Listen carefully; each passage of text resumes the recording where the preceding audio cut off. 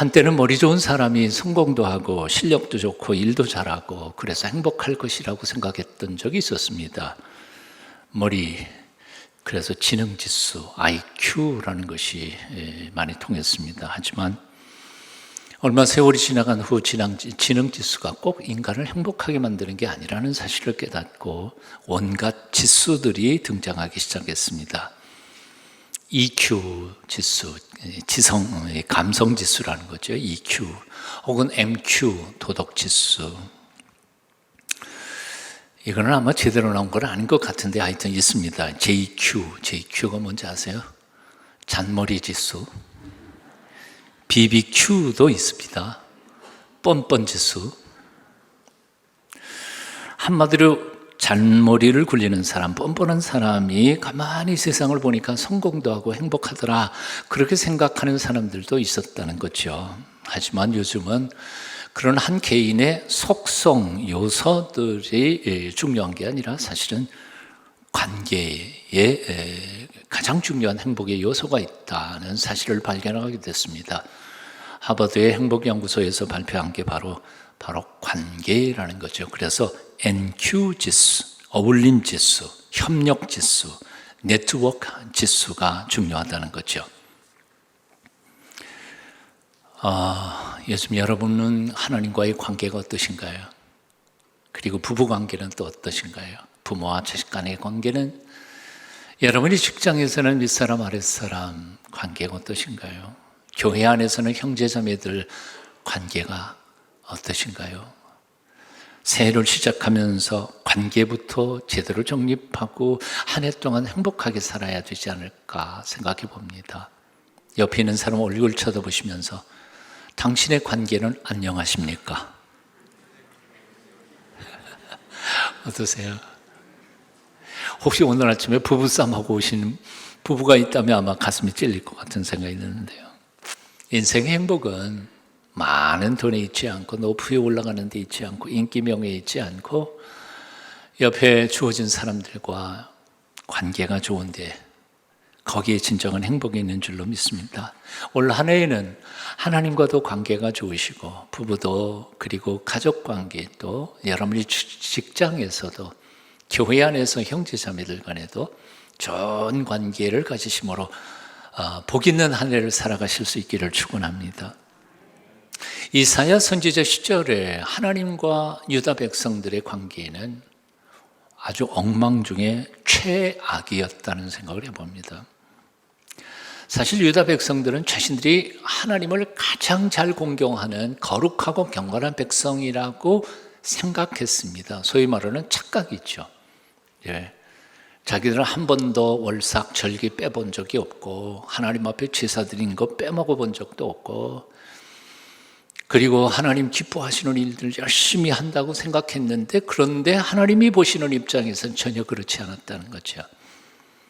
하나님의 성전에서는 아주 거룩하게 살아가면서도 성전 밖에 나가서는 별의별 짓을 다 하는 거죠.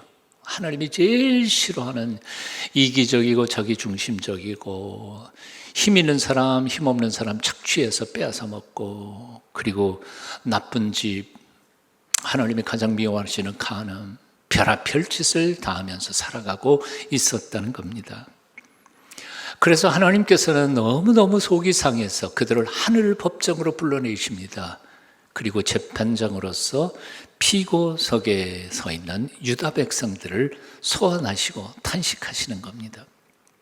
이사야 1장이 바로 그 본문입니다. 2절부터 이렇게 말씀합니다. 공동번역으로 제가 읽어드립니다. 하늘아 들어라, 땅과 귀를 기울여라. 야훼께서 말씀하신다. 자식이라고 기르고 키웠더니 도리어 나에게 반항하는구나. 소도 제 임자를 알고 나귀도 주인이 만들어준 구유를 아는데 이스라엘은 아무것도 알지 못하고 내 백성은 철없이 구는구나.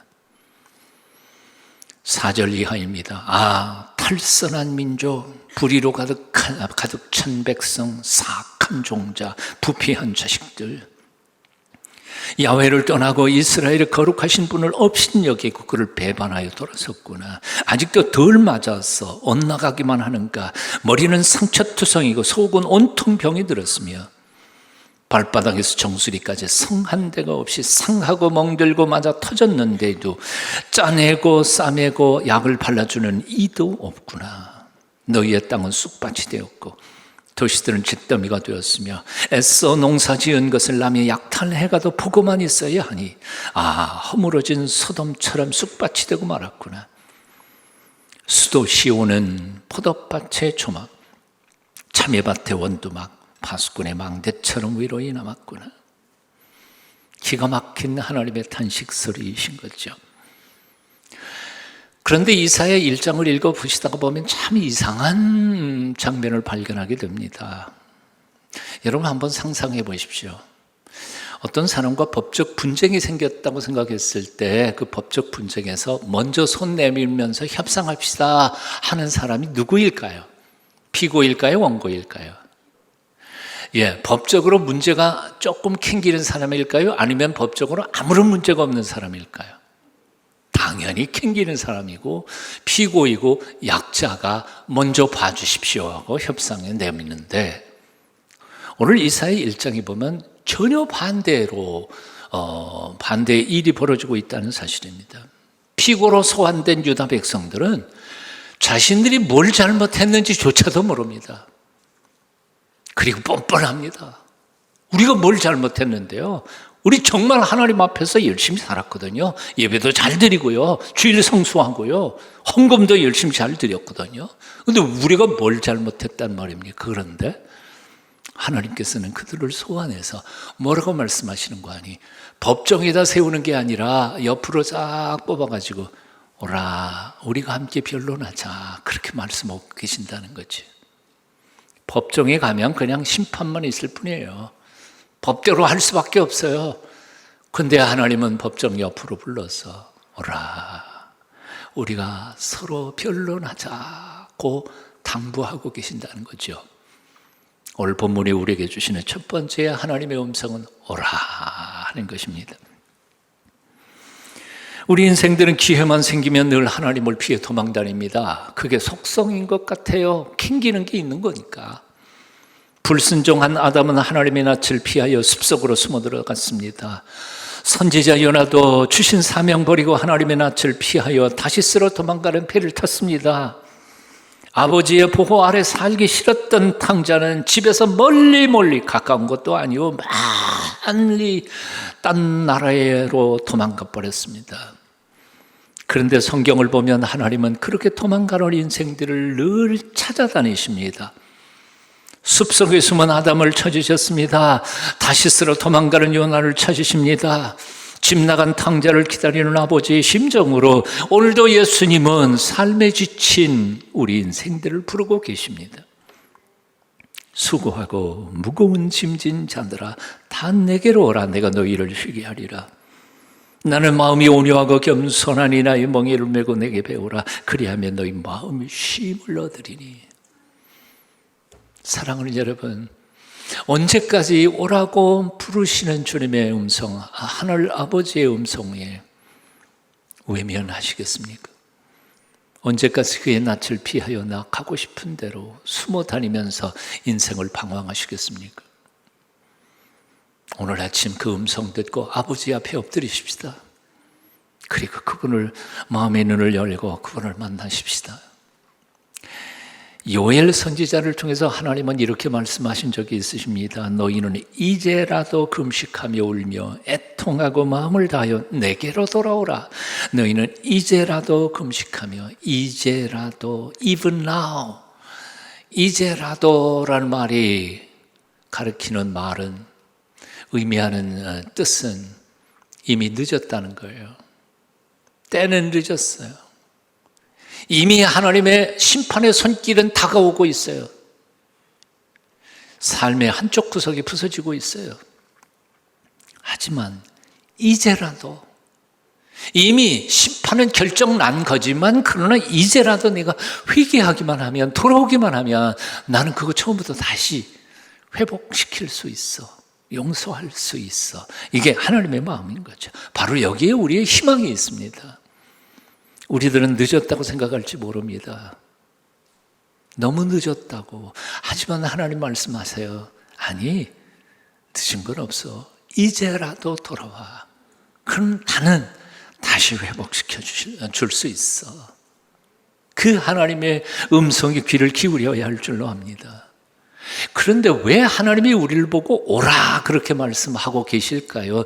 이유는 우리가 하나님 곁에 안 있기 때문에 그런 거죠. 하나님 곁을 떠나 있으니까 오라는 거죠. 하나님 곁에 함께 있었다면 오라고 하실 필요가 뭐가 있어요? 이미 옆에 있는데 말이죠. 가끔씩 우리는 이런 생각을 할지 모릅니다. 아니, 제가 언제 하나님을 떠났었어요? 난 항상 하나님 곁에 있었는데요.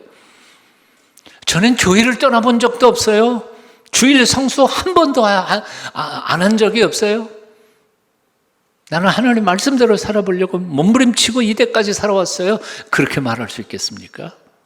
그러나 곰곰이 한번 생각해 봐요. 내 몸은 교회를 떠난 적은 없었을지 몰라도 내 마음과 내 생각과 내 영은 얼마나 세상을 휘젓고 돌아다니면서 방황하면서 살았는지요. 몸이 여기 있다고 해서 우리의 신앙과 믿음과 확신이 다 여기 있는 건 아닌 것 같아요. 하나님을 의지하며 살기보다는 얼마나 자주 내 생각, 내 재주, 내 능력 믿고 하나님 제껴놓고 내 멋대로 살아왔는지요. 오늘날 우리들의 삶이 왜 이렇게 어렵습니까? 왜 이토록 곤궁하고 힘듭니까? 한마디로 말하면 하나님 말씀대로 제대로 살지 못했고 하나님과 동행하지 않았기 때문이라는 거죠. 우리는 하나님을 사랑한다 하면서도 오히려 세상을 더욱 사랑했습니다. 하나님을 경외한다면서 사람들 눈치를 더 살피면서 살아왔습니다. 하나님의 상급보다는 사실은 당장 눈앞에 보이는 돈 몇 푼을 중하게 여길 때가 많았습니다. 주님은 주일을 성수하라, 거룩히 지키라 하지만 우리는 적당히 생색만 냈습니다. 10분의 1, 수입의 10분의 1은 내 것이다 주님 말씀하시지만 우리는 가끔씩 급하면 안 하기도 하고 되먹기도 했습니다. 가난한 과부와 그 아들을 돌아보라 하나님은 명령하셨지만 우리는 내 배만 채우기에 바빴습니다. 말씀 묵상하기보다는 통장의 예금 액수 늘어가는 것에 관심이 더 컸습니다. 하나님을 기쁘시게 해드리기보다 세상 사람들의 칭찬과 인기와 박수 소리에 더 급했습니다. 영국의 어느 무신론자가 쓴 글입니다. 나는 하나님에 대하여 공격하려는 의도가 전혀 없습니다. 교회에 대하여도 비난하고 싶지 않습니다. 다만 내가 비난하고 싶은 것은 오늘날 기독교인들이 전혀 기독교인 같지 않다는 사실입니다. 어떠세요? 오늘 세상 사람들이 하나님 욕하지 않아요. 하나님 없다고 말하지 않아요. 그렇게 말할 수 있을 만큼 지식이 있는 사람도 없고 자신감 있는 사람도 없어요. 하나님 두려워서 하나님 대적하려고 그러는 게 아니에요. 단지 세상 사람들이 욕하는 것은 교회가 교회답지 못하다는 거고 예수 믿는 사람들이 예수 믿지 못하다는 거, 이게 우리들 비난거리가 된 거죠. 우리의 삶이 하나님이 모독을 받으시도록 우리가 살고 있는 게 아니에요 하는 거예요. 한완상 박사가 예수 없는 예수교회라고 하는 책을 썼어요. 예수가 없는 예수교회, 말이 안 되는 거죠. 근데 그 책 속에서 한완상 박사는 이렇게 말했어요. 나는 처음 예수 있는 예수교회라는 제목으로 책을 쓰고 싶었는데 오늘 한국교회의 현상을 보니까 그럴 수가 없더라는 거죠. 기가 막힐 노릇이에요.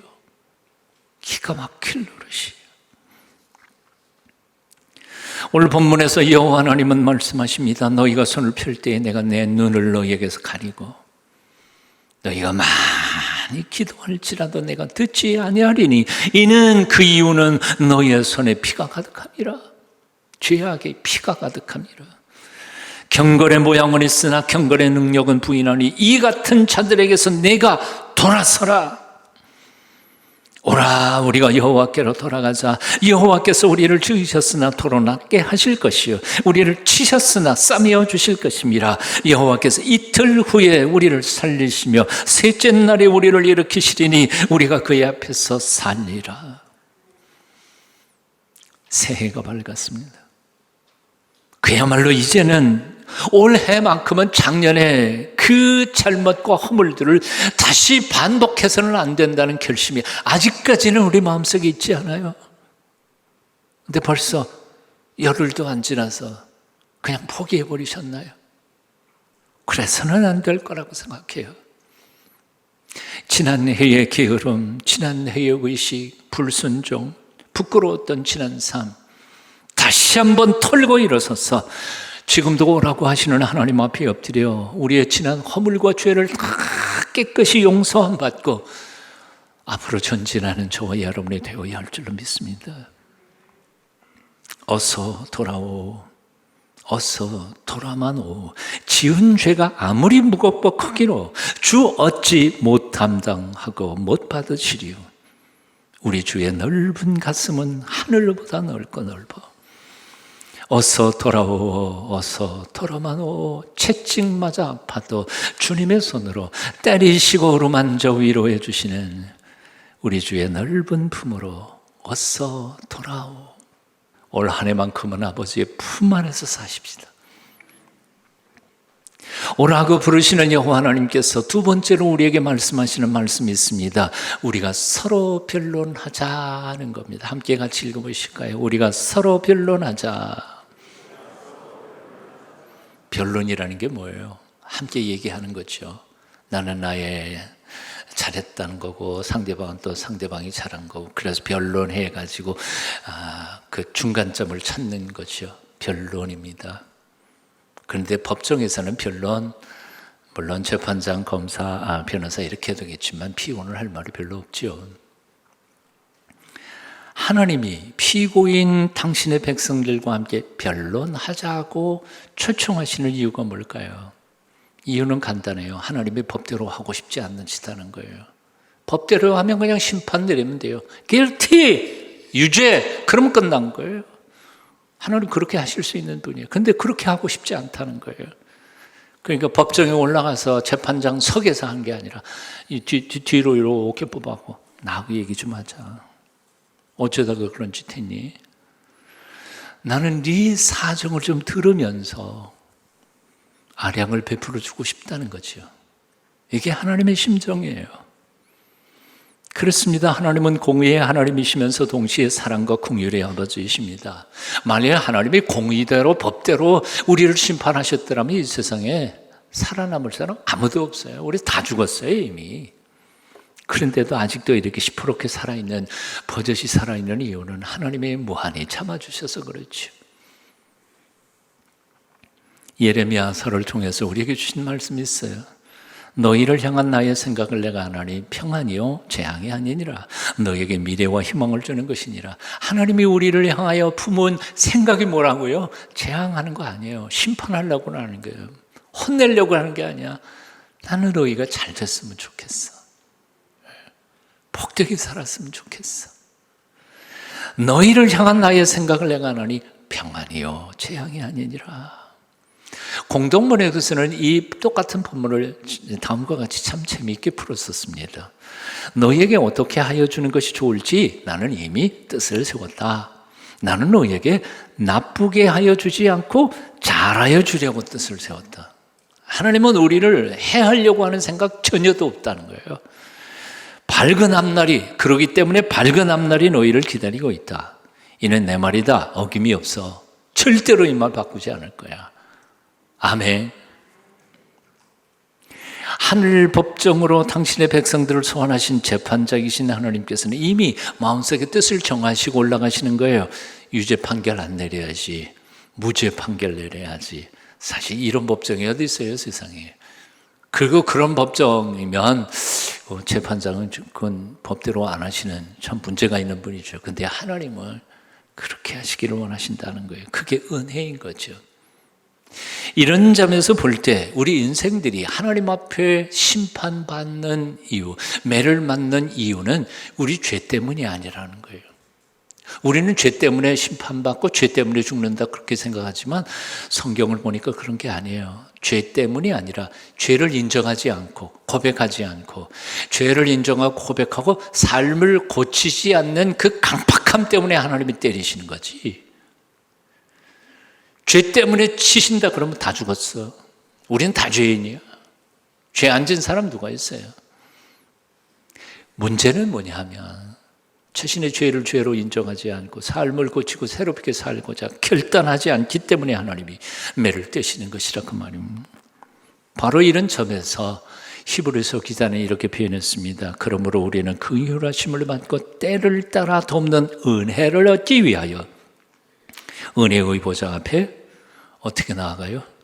담대히 나아가요. 나 죄인이에요. 어떻게 담대히 나와요? 재판장 앞에. 그런데 담대히 나가라는 거예요. 왜요? 예수님의 보혈을 힘입고 하나님의 그 약속과 긍휼을 믿고 담대히 나가라는 거예요. 그럼 그렇게 대해 주신다는 거죠. 그러므로 지난날 어떤 허물과 죄가 있다 할지라도 사랑은 여러분 낙심하지 마십시오. 그냥 두 손 들고 하늘아버지께 나아가 용서와 사랑을 구하십시오. 하늘아버지는 기꺼이 언제나 우리를 용서하시고 받아주시고 우리를 새롭게 만들어 주실 줄로 믿습니다. 그래서 사도 요한은 또 이렇게 우리에게 가르쳐 줍니다. 만일 우리가 우리 죄를 자백하면 그는 미쁘시고 의로우사 우리 죄를 사하시며 우리를 모든 불의에서 깨끗게 하실 것이요. 만일 우리가 우리 죄를 자백하면이라고 표현했습니다. 이 자백하면이라는 헬라어 단어는 호모로게오라는 표현입니다. 호모란 같다는 뜻이고요. 로게오는 말하다. 로고스라는 단어가 바로 로게오라고 하는 동사에서 나왔습니다. 그러니까 같다, 말하다, 같이 말하다라는 뜻이니까 같은 뜻으로 말하다. 즉 상대방의 의견에 동의하다 그런 뜻입니다. 흔히 잘못 착각하는 게 있어요. 하나님 앞에 죄를 고백한다 말할 때에 하나님 잘 모르시겠지만 제가 이런 죄를 졌습니다. 그렇게 말하는 것처럼 착각하는 사람이 있어요. 근데 한번 생각해 봐요. 하나님이 내가 지은 죄 모를까요? 내가 알기 전에 모를까요? 하나님 잘 모르시지만 제가 이런 죄 졌거든요. 아니요. 하나님은 말하기 전에 이미 다 알고 계세요. 내 속의 심령 깊이까지도 들여다보시는 분인데 그렇다면 자백이라는 뭘까요? 이렇게 말하는 거예요. 하나님 이미 잘 아시지만 제가 이렇게 나쁜 짓을 했어요. 그래서 회개해요. 마음 가슴을 치면서 내가 잘못했다고 회개하고 다시는 같은 죄를 짓지 않도록 노력할게요. 성령님 나 좀 붙잡아 주시고 도와주세요. 이게 회개라는 거죠. 네? 이게 회개예요. 하나님이 왜 알고 계시면서 내가 죄인인 줄 알고 계시면서도 왜 내 입으로 자백하기를 원하실까요? 이유는 간단해요. 내가 내 입으로 하나님 앞에 솔직하게 내놓을 때에 치유는 시작될 수 있기 때문에 내 영혼이 치유되고 내 마음속에 있는 죄책감이 하나님의 은총 안에서 사그라들고 그게 치유가 되기 때문에 그래요. 말하기 전까지는 불가능해요. 고백해야 돼요. 그게 자백이에요. 호몰로게오예요. 요엘 선지자를 통해서 여호와 하나님은 회개하는 당신의 백성들에게 이렇게 약속하셨습니다. 내가 너희에게 곡식과 새 포도주와 기름을 주리니 너희가 이로 인하여 흡족하리라. 그 후에 내가 내 영을 만민에게 부어주리니 너희 자녀들은 장래일을 말할 것이다. 너희 늙은이는 꿈을 꿀 것이고 너희 젊은이는 이상을 보리라. 이 약속 믿으십니까? 믿으십시오. 그 어떤 허물과 죄도 기꺼이 용서하시는 우리 하나님, 지난 허물과 죄를 자백하고 새롭게 살기로 결단만 한다면 우리를 새롭게 하시는 그 하나님, 하나님 앞에 신년 아직은 벽두니까요 엎드려 기도하십시다. 우리를 회복시켜 주실 줄로 믿습니다.